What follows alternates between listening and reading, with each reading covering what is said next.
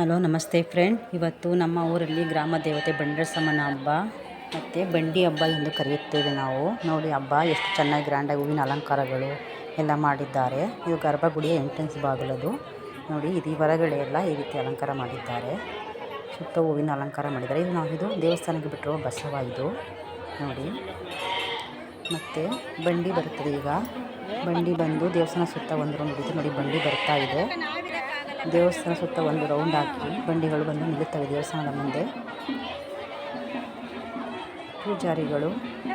ದೇವಸ್ಥಾನದ ಪೂಜಾರಿಗಳು ಬಂದು ಬಂಡಿಗೆ ಪೂಜೆ ಮಾಡಿದರೆ ಬಂಡಿ ಮುಂದೆ ಸಾಗುತ್ತದೆ. ಊರೆಲ್ಲನೂ ಸುತ್ತಿಕೊಂಡು ಬರುತ್ತದೆ ಬಂಡಿ. ತಲಕಾಡು ಫುಲ್ ಒಂದು ರೌಂಡ್ ಹಾಕಿಕೊಂಡು ಬಂದು ಬರುತ್ತೆ. ನೋಡಿ ಜನಸಾಗರ, ಎಷ್ಟು ಜನಸಾಗರ ಸೇರಿದ್ದಾರೆ ನೋಡಿ. ಎರಡು ಕಣ್ಣು ಸಾಲದು ಫ್ರೆಂಡ್, ಅಷ್ಟು ಚೆನ್ನಾಗಿ ಮಾಡ್ತಾರೆ. 3 ದಿನಗಳ ಹಬ್ಬ ಇದು ಬಂಡರಸಮ್ಮನ ಹಬ್ಬ. ನೋಡಿ ಇನ್ನೊಂದು ಬಂಡಿ ಬರ್ತಾ ಇದೆ ಹಿಂದೆಗಡೆ. ಬಂಡಿಗೆ ಅಲಂಕಾರ ನೋಡಿ ಯಾವ ಥರ ಚೆನ್ನಾಗಿ ಮಾಡಿದ್ದಾರೆ ಎಂದು. ವರ್ಷವೂ ಇದೇ ರೀತಿ ಗ್ರ್ಯಾಂಡಾಗಿ ಹಬ್ಬ ನಡೆಯುತ್ತದೆ ನಮ್ಮ ಊರಿನಲ್ಲಿ. ನೋಡಿ ಬಂಡಿಗೆ ಬಸವಕ್ಕೂ ಅಲಂಕಾರ ಮಾಡಿದ್ದಾರೆ. ನೋಡಿ ಬಸವ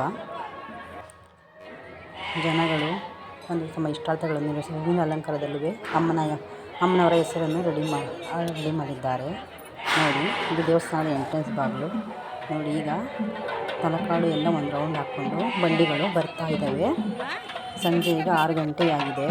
ಎಲ್ಲ ಮಡೆ ಹುಯ್ಯೋರು ಹೆಂಗಸರುಗಳು ಮಡೆ ಹುಯ್ಯಿ ಬರ್ತಾರೆ.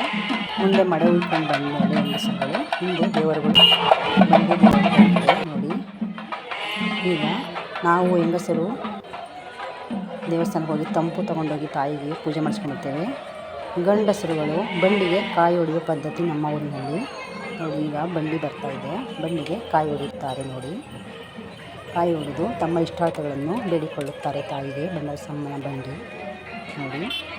ನಾನು ಹೋಗಿ ದೇವಸ್ಥಾನಕ್ಕೆ ಹೋಗಿ ಪೂಜೆ ಮಾಡಿಸಿಕೊಂಡು ಬಂದೆ. ಬಂಡರಸಮ್ಮ ತಾಯಿ ನಿಮ್ಮೆಲ್ಲರಿಗೂ ಒಳ್ಳೆಯದು ಮಾಡಲಿ.